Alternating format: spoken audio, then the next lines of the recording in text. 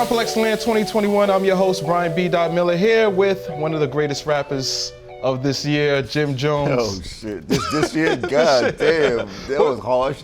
Of this year, like shit, what happened to the past 20 some odd years I was in this bitch? Right now it's halftime, Jim. Okay, I respect that. You know, Complex recently put out a list of their own.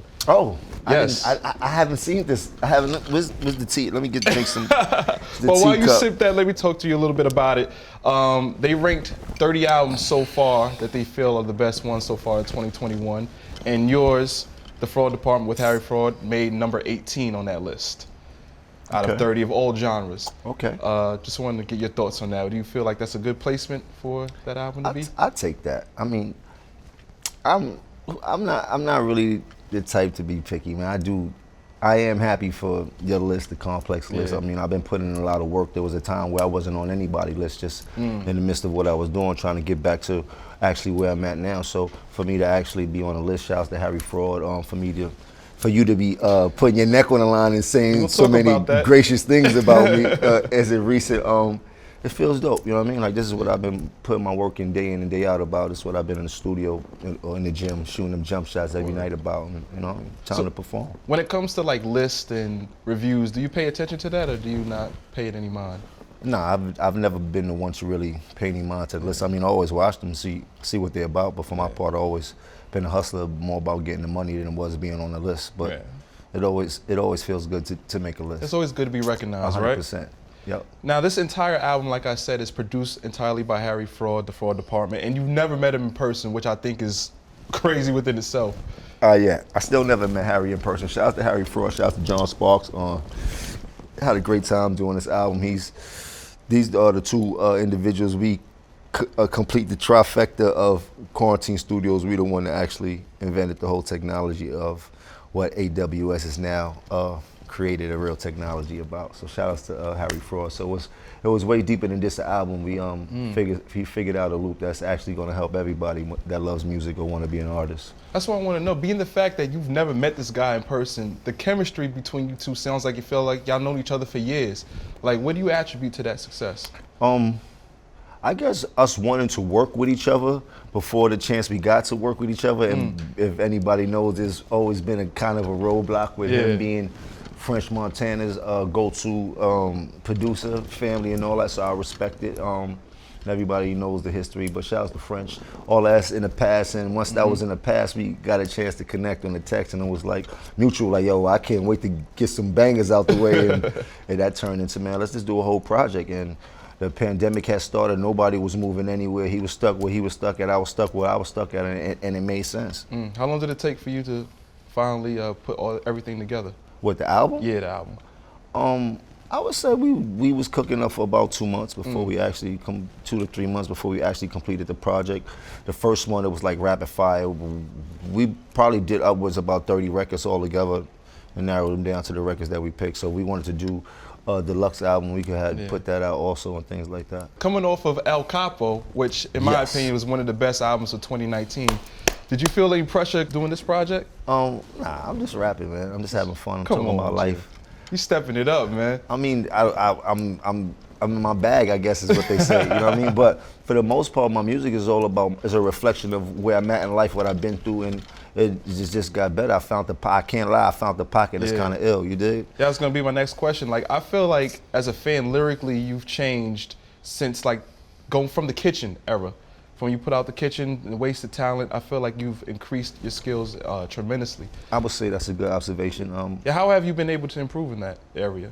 In the Kitchen was me making the transition and me making a promise to myself that if I'm gonna focus on doing music, I'm gonna focus on doing music. If this is what I'm gonna do to get my bread back up and get back in the game, then that's what I'm gonna do wholeheartedly, and not have my feet in anything else that I was doing and things like that. And Freddie Garson was also a big person at that time to make me be like, nah, music, I think I could get it. And because he was in there every night with me, like, nah, bro, you really gotta go. Like, stop playing with it, you got it. Like, don't second guess yourself. Like, man, you know what I mean? Shouts to Freddie Garson, RP to him. I still miss him every day. And yeah, from that whole Kitchen It was a real transformation. Songs like Addicted to the Game and the joint that you did. Kitchen is actually one of my favorite albums of all time. Addicted to the Game is probably one of my dopest songs that I've one of them in my top 10, I would say. I definitely would agree. And it just seems like, you know, from Wasted Talent going on to where we at right now, it's like Jim Jones is definitely in that conversation. Man, I appreciate being in that conversation. I've been waiting to get here. I mean, I always felt that I was here. You know, I've been talking my shit for a long time. But to actually be noticed and actually be noticed by your colleagues is a whole another story, you know what I mean? Especially for the eras I've been through. I've seen a young nigga told me the other day, bro, you all eras. You've been here for so long and you still are relevant with the young generation today and shit like that. So for me to be relevant in their eyes, it's a blessing. You know what I mean? For my son to come home and be like, oh, niggas was fucking with this song of yours and all that. You know, he in high school, so I'm like, oh shit, like niggas was talking about your album today at school. Like, so that's a testament of hard work. And I tell everybody, hard work is gonna be talent every day unless that talent is putting in hard work. You know what I mean? That's a fact. But you know, when it comes to these new rappers, you know, you talked about on Lose Lose, one of my favorite tracks on the album, like a lot of these rappers are rapping just for clout. As a veteran rapper, like, what do you feel like the new rappers should be focused on? I mean, I can't tell nobody what to be focused on if it's getting them any money. Let's not forget that. I'm not here to hate on anybody, how they rap or how they get to their bag, because we all know this music is a bit of a facade, a bit of wrestling.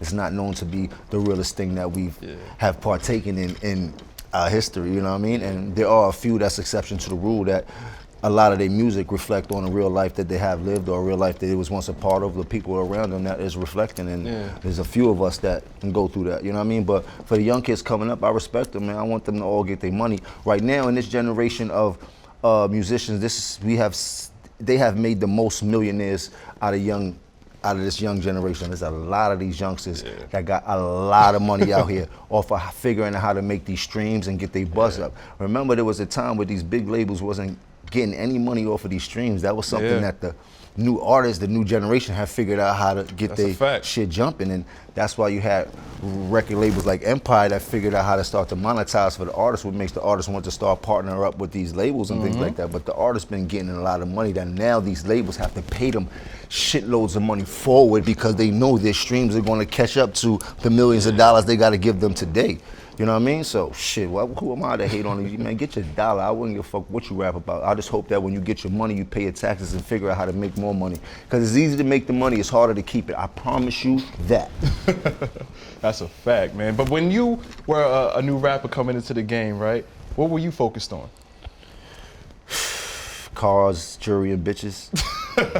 We heard a little bit about that. That was when I was coming in the game. It was all about Dipset, and we was trying to prove a point. We was young, we was getting a lot of money. We was from Harlem, very flashy. We always talking our shit. What we projected is what got us in our situation now. Is what gave us the wealth. We wanted to make sure that our aesthetic was seen across the globe, and that's what we did. Yeah. I mean, it's weird though, because it seems like you've always been a collaborator, but you know, sometimes when it comes to certain rappers, you know, you just keep your distance as well. Like you mentioned that a little bit, like on Barry White, or even like the People remix, how about like you don't fuck with a lot of rappers, keep your distance and stuff like that, or you're not a fan of too many people. Yeah, I'm not a fan of too many people, period. Yeah. Let alone rappers. I'm a fan of way less rappers than I am of people, you know what I mean? But who are you a fan of this year though? This year? Yeah, I feel like it's halftime, 6 months in. Shit, this year is like, you know, of course, Lil Baby, the babies, Baby was popping. All the babies. All the baby, Big Purp, Pooh Shiesty's in there. Who else? Like, it's, yo, it's a lot of different artists that I be listening to. Some new artists in this Shout out to Migos, they just came back out. Shout out to Nas and Jay, they dropped that doozy that was definitely lovely. Shout out to Griselda. Of course. Shout out to Conway the Machine. Talk about that. I don't know what's going on, bruh. We gonna talk about that in a second. But you also got Nah, but shout out to Conway, the whole Griselda gang. They're actually some of my favorite. They some of the few artists that are keeping the essence of what we know to be this hip hop, rap, coke talk, like, you know, things that we know in New York to be. You know what I mean? So I would definitely respect them for that, for not folding and keeping their feet planted on the ground, and they making a lot of money off of it for themselves. You know what I mean? And you got your own crew too, Bird Gang 2.0. Shout out to Bird Gang 2.0, of course. Shout out to E1 and Allen. I just did a developmental deal over there at E1. See if we could bring some artists make them some money, turn to some stars. You know what I mean? What impresses you as a fan of hip hop culture and hip hop music, Jim?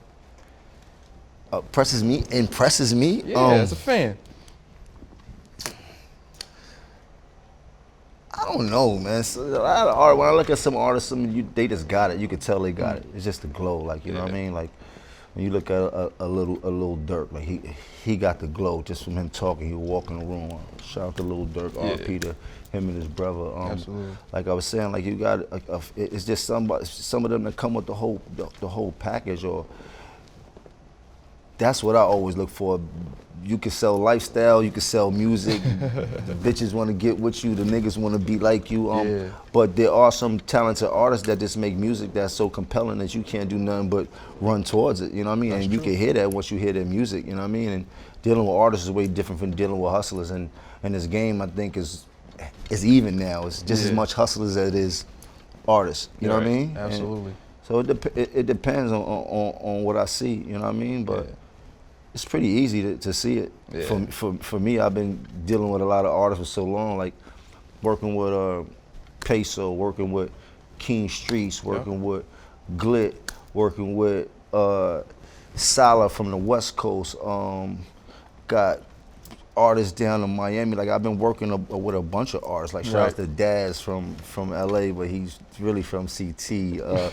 Fat Flea, like I've been curating a bunch of artists, and now I got a chance to actually get these artists signed and things like that. So you know, it just feels good to be able to help somebody with their success, like, because I didn't have that help, you know what I mean? At all. So that's why I'm so adamant about always putting somebody else on, or always grabbing somebody from the younger generation and helping them with their success and show them what the things that I didn't have no know-how about. Well, keeping with the fraud department, I'm gonna show you what I was a fan of, was seeing you and French Montana reunite, as you mentioned, on Bada Bing. What was those initial conversations like when y'all first connected? Conversations didn't get too deep at all. I mean, for the most part, we know what was on the table. Nobody ever really got hurt. Nobody got killed. Nobody, you know what I mean? None to the point where it was that detrimental that there wasn't something that could have been fixed over, honestly, stupidity and being ignorant. A lot on my part, you know what I mean? Because I hold grudges that long. But shouts to French, man. I appreciate his brotherhood and him being a man and stepping up to the table. Hip hop needed to see it. We at a time where so much shit is going on. They got to see that certain shit can be mended. You know what I mean? Absolutely. Now, Jim, I know you're one of the hardest working men in hip hop, and you said that you recorded 5 albums throughout this year, and 8 now. 8, damn. 8 now. 8 now. Yeah, about 8. Let me see. Are we gonna hear them this year? Because I know you got the joint with Scram Jones. Yes. We did the deluxe first, right? Then we did Harry Fraud. Okay. Now we're going Scram for the birthday. Then we're going Bird Gang for September. Then we're going Hitmaker for the 4th quarter. Then in between that, I got a VL compilation that we putting together, and then I got a joint album that we doing. So the VL compilation is actually done. All these albums that I just named are actually done. The Hitmaker album's done, the Bird Gang album's done. Well, we'll keep recording until we can't record, but we currently got about 30 records in the Bird Gang album. So, and not to mention a whole slew of features and videos that I've been doing. Like, literally, since the start of the year, I may have done upwards of like 70 videos. No cap. That's how they say down south. No cap at all. You heard? Like, then that's just me putting that work in, and you know what I mean? What can you tell me about the project with you and Scram Jones? Dope. No relation. No relation. Shout out to Scram. Shout out to Scram. The project is called The Joneses, though. I was playing it for the label last night. Shouts to Empire. It's dope. We got Wiz Khalifa on there. We got 2 Chainz on there. We got CeeLo on there. Oh, wow. Waiting for a Rick Ross verse. We got Fab on there. Great. It's stacked up. And we got a bunch of dope music. Not saying that this is an album for the ladies. I don't know how to do that, but this is a dope-ass album that ladies are gonna be able to relate to in the most gangster way possible. You know what I mean? Shouts to Chrissy. It's done with a lot of her mind, but for the summertime, it's a straight vibe. You dig? It's a complete package and shit like that. So, shouts to Scram Jones. We definitely put a lot of work in it. I actually reached out to Nas to actually. Whoa. I'm doing my chicken head shit right now because I really want him to get on this record. Nah, but we still got a bunch of mutual friends and shit like that. Actually reached out to Nas. I actually sent him the record. I got a response from him, not personally, but through the friends and shit like that. Gave him my number. I was told, like he said, he wanted to holler at me and shit like that he liked the record. That was what I was told. But above everything, besides Dipset, whatever, before Dipset, just want to put that on the record. Like, Nas was absolutely one of my favorite rappers of all time. From when he did the barbecue when we was in high school, walking through those fucking hallways, we felt like he was him and shit, like we was him. And you know, once you get into the pros, you know what it is, and you ain't on the same team. But I would love to do a record with him, as him being one of my favorites of all time. I think that shit is bucket list material for me. Word. So, you know, we'll see what happens. I think even we will all love no that. love lost and shit like that, it's still, you know what I mean? Yeah, I think we would love that too, man. But one album you forgot to mention, What's Jones, that? is the Autobiography of Jim Jones. Is that still happening? That's absolutely happening. After the fourth quarter and I dropped the Young Berg album, I think that'll give me enough time to chill, and that's when I'm actually gonna sit down and do a real, not to say none of these albums, these are all albums that I'm putting together. Sure. These are, you know what I mean? But the audio biography. The audio biography of Jim Jones is a very special album that I want to do. Not saying it's my last album, but this will be probably one of the last full complete albums that I will probably put out there. And I'm excited to do it. I always told myself when my son graduates is probably the year that I'll be putting out one of my last masterpieces, and this is the year 2022 when he get ready to graduate. Wow. So I'm ready for it. Pootie's all grown up. Yeah. But Jim, you always been transparent in your music, and you know, throughout the years, you always talk about your Uncle Ricky and Uncle Ricky just got back home, 2 in a halfway house. He be mad yeah? at me because I don't pick up the phone. I be trying to cash up her money because I be running and shit like that. But shouts to Uncle Rick, man. I love him to death, man. One of my coldest uncles, man. He showed me the way, showed me the light. Just by his actions, he's one of my superheroes.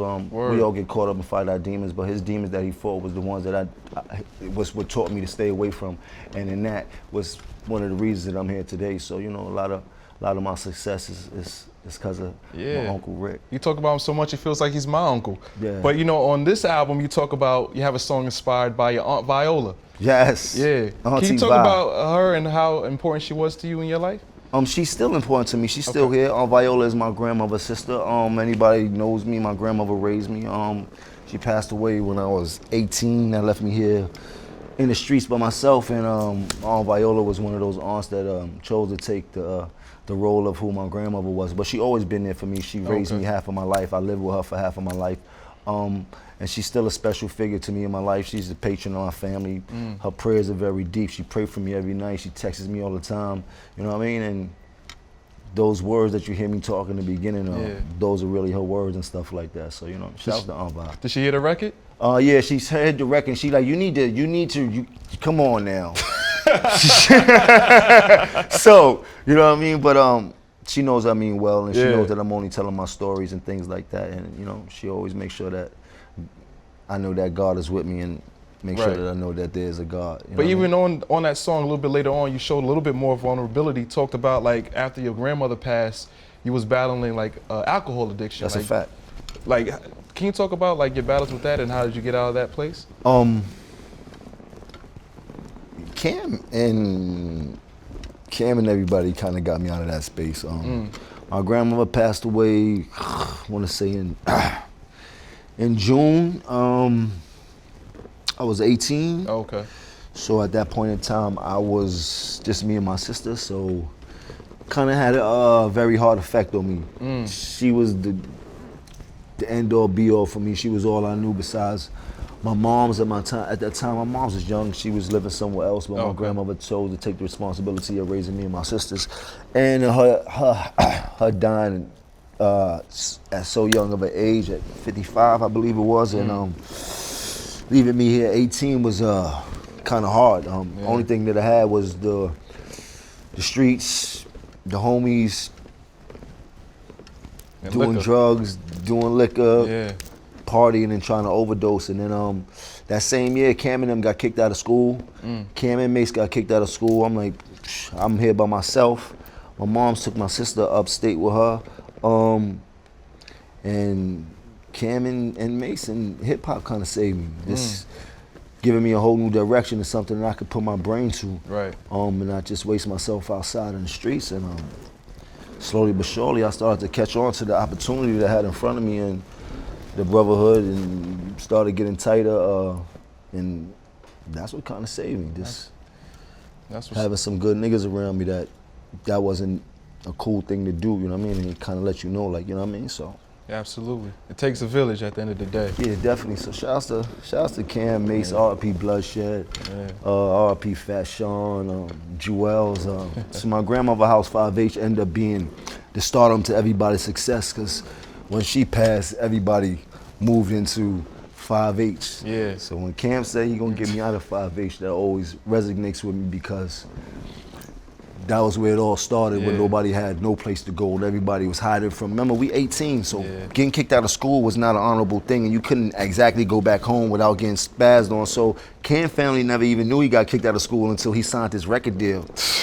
You know what I mean? Way of finding and out. Mace, kind of the same thing. He kind of left school upstate and ended up being able to meet Puffy through Coup de Love, and that changed his life and shit like that. But all of them was living in my grandmother's house. That was the shelter. That was the home. So I felt what Cam said, Jim, I'm gonna get you out of 5H on SDE. I felt like that everyone had a 5H. It was like a metaphor for a place where you are, but you're trying to get out of. So definitely can resonate and identify with that. Definitely. So I think I need to get a chain that say 5H.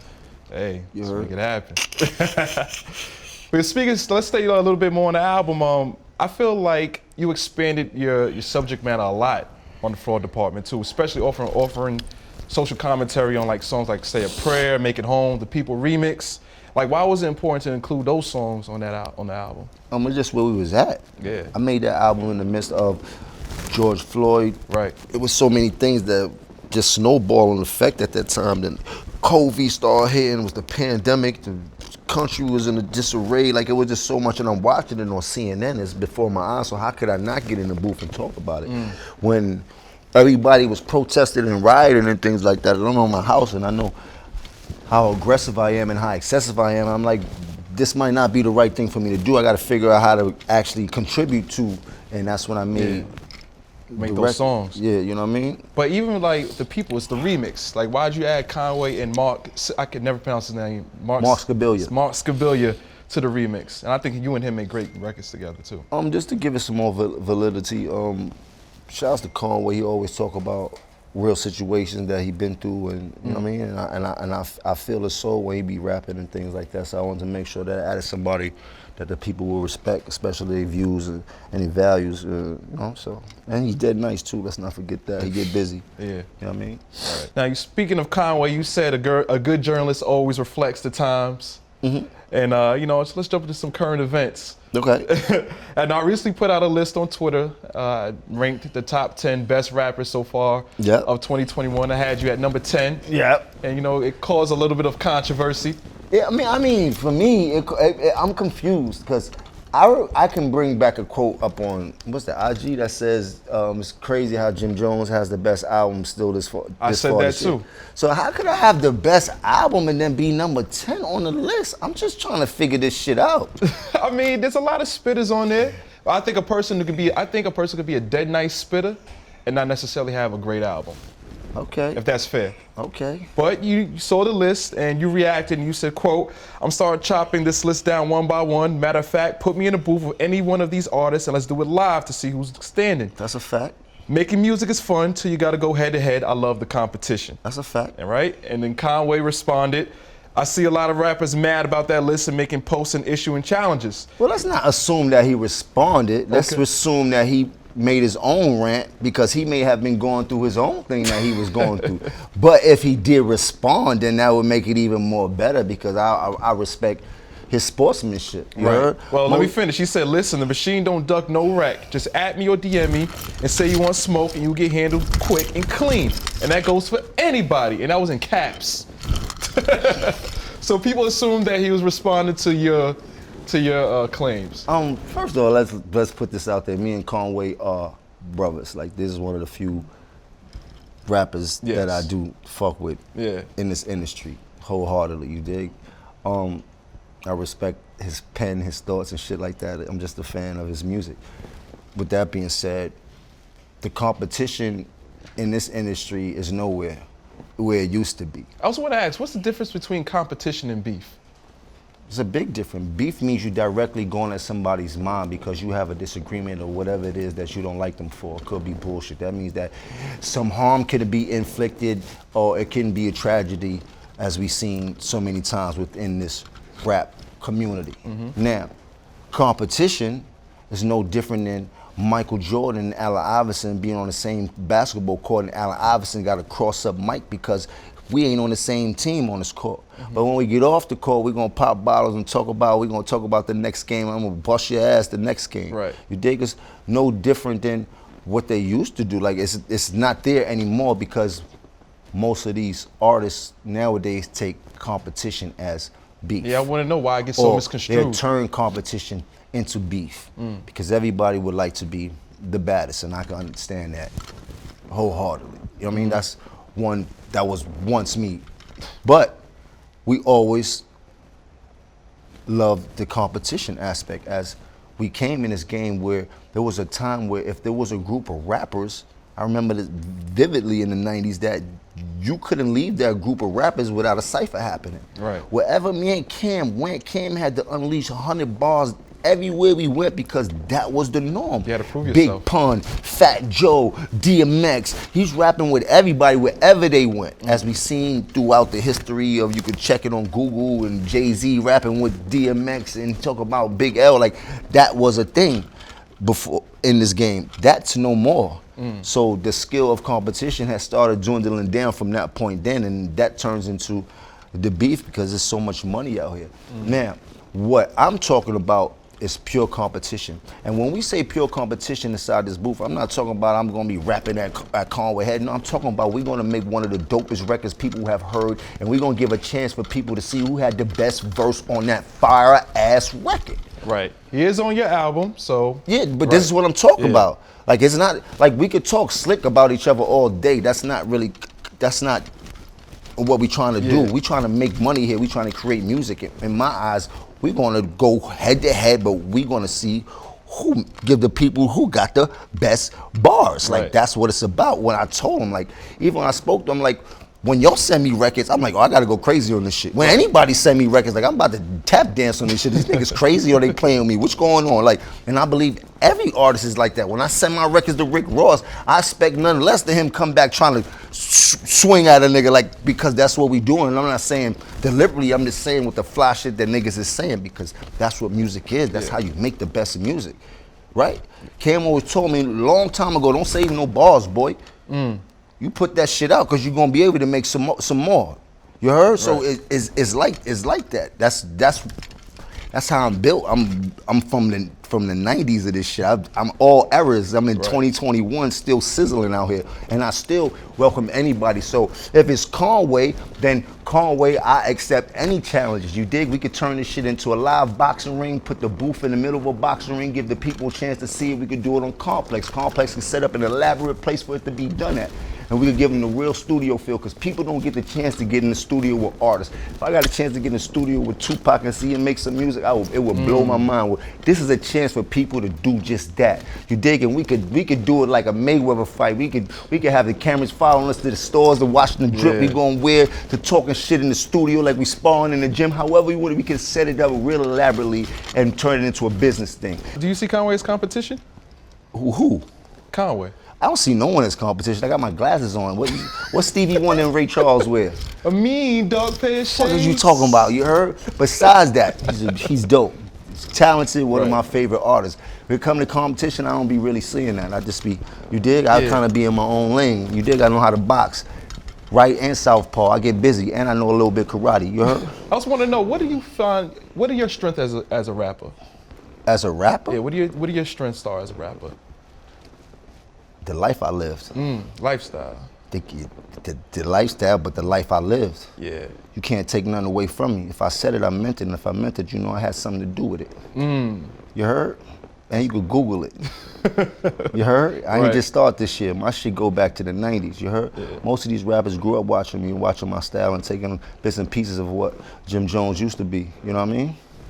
That's natural, because when I was young, I was taking bits of Tupac and Nas and Jay and everybody else that I thought had a piece of who I was in the streets and shit like that. You know what I mean? I bring that with me to the game. It's about mixing up the medicine. Right. But I'm at apex right now. I wouldn't want nobody to really get caught up in that. That come with a blender effect. You heard? Okay, so you, Conway, we're gonna have to like Don King this already. Ooh, yeah. You want a Don King? I'm down. Oh, who's for in that. charge at Complex? I think this. I mean, shit, if you're gonna Don King it, I think this could be dope. We could actually put some judges in there, if you may. Okay. You heard? We could get a little judging system. Who do you want in production on the boards? The producer gotta be. Ooh. I got some people in mind. I like Harry Fraud. I like Derringer. I've always said I think you and Pete Rock need to lock in Pete Rock for is real, fire. for real. Cause Pete Rock is always fire. I would say heat makers, but I don't want to cheat. That's Yeah. like, you dig? That's like, It's like the home big court. joker. It's like home court advantage. So you dig? You can't bring. We definitely need a neutral production. You dig? We could do it with subject matter. We could have a dope record with a hook that we could just go off that. I don't care how it done. He could write his shit at home and then bring it to the studio. You dig? I don't know how you want to do it. I just want to get fresh and show up. You heard? You dig? They could judge on all. They could judge from the drip to the slip. You heard? I get busy. Right. You dig? Well, that's one thing I know you know. And then we can line them up. Whoever's next after that, we can line them up. I do 10 of y'all. That'd be a whole album. Then we could put it out. So basically, because on my list, I had a lot of people. I had J. Cole. I had Drake. Can't wait to get busy with Drake. You heard? So you willing to chop all those people down? Yeah, ready to get busy. See, what I told you, what I got in my corner is the life I lived. And everybody here has watched the life I lived. That's a fact. You heard? Well, I know one thing you said you're gonna be dripped down. I know you're not Yeah, gonna I'm be gonna be fashion. fly. I'm gonna have that shit on. What my man Gucci said, I'm gonna have that shit on. You heard? I hope if Lil Buddy plan to come with the Alpha, boy, don't slip, boy. I'm gonna have that shit on, boy. Word I up. don't even know if it's gonna happen, but I'm always had that shit on. You heard? Basketball shorts with the leather trim. You heard? I'm always had this shit on, no matter what goes on. You heard? My bar's gonna be up to par. So if Conway, you want to set example for the rap game, then come on in. You heard? Come get some of this flame, and we could do it big. Bring some champagne with you, cause it's gonna be a celebration. And that's one thing I know. Jones is not gonna be fashionably late, man. Appreciate you for coming through, Jim. Thank you for having me. ComplexLand. Thank you for having me. Appreciate your Complex for having me. B-Dot. I hope. Did you get any death threats? Not this month, Jim.